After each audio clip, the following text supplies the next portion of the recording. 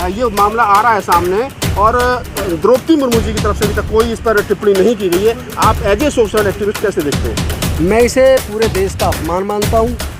पूरे देश के 30% अनुसूचित जाति जनजाति का अपमान मानता हूँ, क्योंकि मैं ये सोचता हूँ कि बदला क्या। 3,500 साल की गुलामी को तोड़ने के लिए, हमारे लोगों के हक अधिकार सुनिश्चित करने के लिए डॉक्टर बाबा साहेब अम्बेडकर जी ने अपने छोटे छोटे 4 बच्चों को गंवा दिया। प्लान बना, उसके फंड को भी डाइवर्ट किया जा रहा है, वो फंड भी देना बंद कर दिया कई जगह। तो ऐसे में आप लोग अपनी ईगो लेके चलते रहें, आपकी राजनीति खत्म हो जाएगी। अभी भी जाग जाओ, सामाजिक मुद्दों पे एकजुट हो जाओ, समाज भी बचेगा, समाज के अधिकार भी बचेंगे।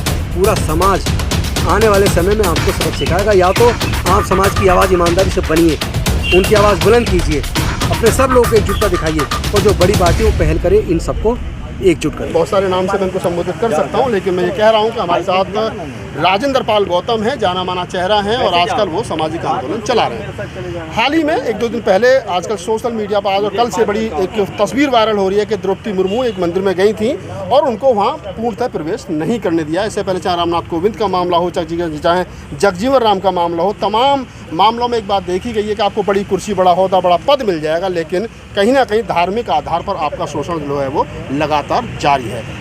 कैसे देखते हो राजेंद्र जी के जिस प्रकार से ये मामला आ रहा है सामने और द्रौपदी मुर्मू जी की तरफ से अभी तक कोई इस पर टिप्पणी नहीं की गई है? आप एज ए सोशल एक्टिविस्ट कैसे देखते हो?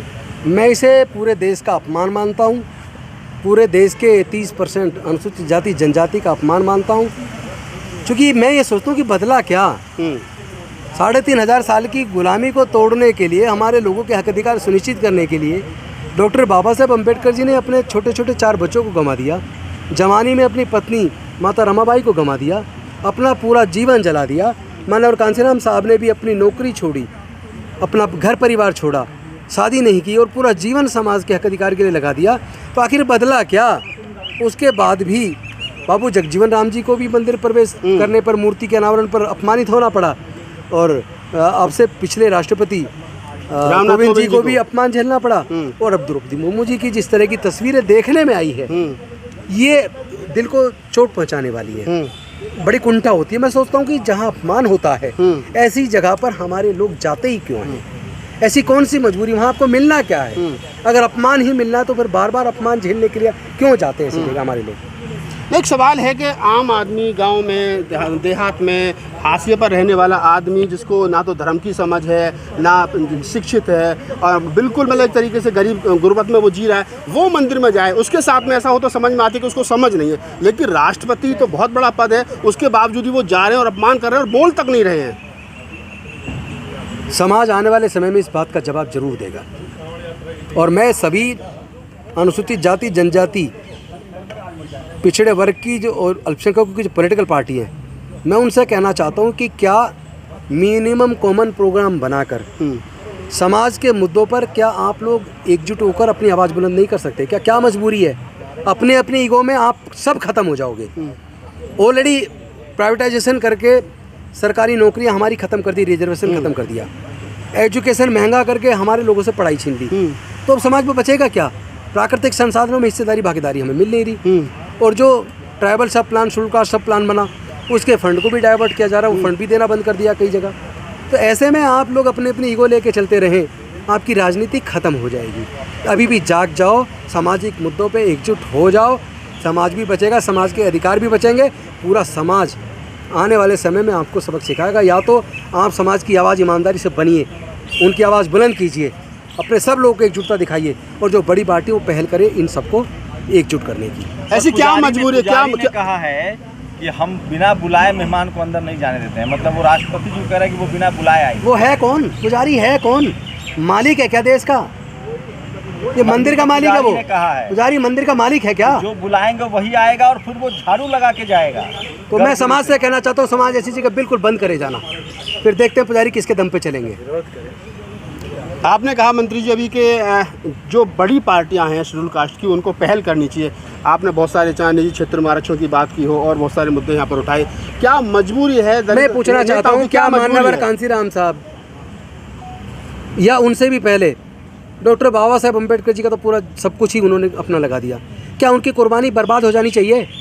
कांसीराम साहब ने जिस मूवमेंट को खड़ा किया, क्या वो मूवमेंट मरता रहे? क्या हम आंखें मीच के देखते रहे? क्या दर्द नहीं होता हमें? पूरा समाज दर्द से कर आ रहा है, क्या हमारे नेताओं को दिख नहीं रहा? क्या मजबूरी है, एक प्लेटफॉर्म पर कॉमन एजेंडे के साथ क्यों नहीं आ रहे हैं सब लोग? आना पड़ेगा, इसलिए नहीं आ रहे क्योंकि समाज दबी जुबान में बोल तो रहा है, अब खुल के बोलना होगा। आप अपनी राजनीति चलाइए, अलग अलग किस पार्टी में जो काम कर रहा करिए, मैं उसकी बात नहीं कर रहा हूँ, लेकिन सामाजिक मुद्दों पे एकजुटता क्यों नहीं? समाज की हकमारी पे क्यों नहीं? आप बोलते क्यों नहीं हैं? आप संसद में जा रहे, विधानसभा में जा रहे, तो उनकी आवाज़ क्यों नहीं बनते हैं? ये समाज के साथ धोखा नहीं है क्या? जो रिप्रेजेंटेशन दिया समाज को, क्या उस समाज के रिप्रेजेंटेटिव के साथ गद्दारी नहीं है क्या? ये समाज के साथ भी गद्दारी है, देश के संविधान के साथ भी गद्दारी है। अभी हम फिर लौट करके उसी सवाल पर खड़े होते हैं जो शंभू जी ने कहा कि पुजारी ने कहा है कि हम बिन बुलाए मेहमान का स्वागत नहीं करते हैं। ऐसे में जो लोग मंदिर जा रहे हैं, और आपने एक तरफ जो है बौद्ध धर्म का जो आंदोलन चला रखा है कि 2025 में 25 करोड़ लोगों को बौद्ध धर्म की दीक्षा दिलवाएंगे, घर वापसी करेंगे, तो आपको लगता है कि आपका जो आंदोलन है वो सही दिशा में, इन तमाम लोगों को धर्मांतरण कर देना चाहिए, घर वापसी कर देनी चाहिए ताकि अपमान से बचें? अभी आपको मैं जानकारी दे दूं, आने वाली 10 सितंबर को जयपुर के अंदर 50,000 लोग आ रहे हैं, राष्ट्रीय बौद्ध सम्मेलन है, और उसके बाद अक्टूबर का होना था लेकिन वो नहीं मिल रहा, खाली नहीं है ग्राउंड। नवंबर में 26 नवंबर मोस्ट प्रोबेबली होगा, 1 लाख लोग आ रहे हैं अहमदाबाद के अंदर, राष्ट्रीय बौद्ध सम्मेलन होगा, बहुजन अधिकार सम्मेलन होगा, और तीसरा दिल्ली में दिसंबर में 1 लाख लोगों से ज़्यादा का राष्ट्रीय बहुजन अधिकार सम्मेलन होगा, राष्ट्रीय बौद्ध सम्मेलन होगा। और हम जिस लड़ाई को, न्याय की जिस लड़ाई को, जिस सच की खोज में तथागत बुद्ध ने अपना जीवन लगा के मानव कल्याण के लिए रास्ता दिखाया, उस रास्ते को तेज़ी से आगे बढ़ाने में अब दिन रात एक कर देंगे।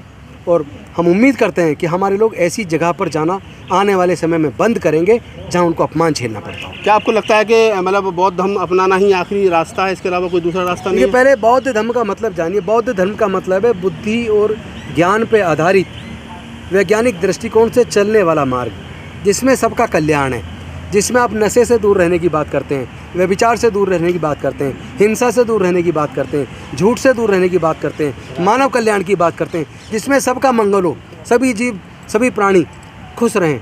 तो ऐसे धर्म के रास्ते पर निश्चित तौर पर पूरी दुनिया आने वाली है। केवल भारत के लोग नहीं, पूरी दुनिया के लोग आने वाले। ये मार्ग तो आगे बढ़ेगा ही बढ़ेगा, उसको कोई रोक नहीं सकता। उसको कोई रोक नहीं सकता।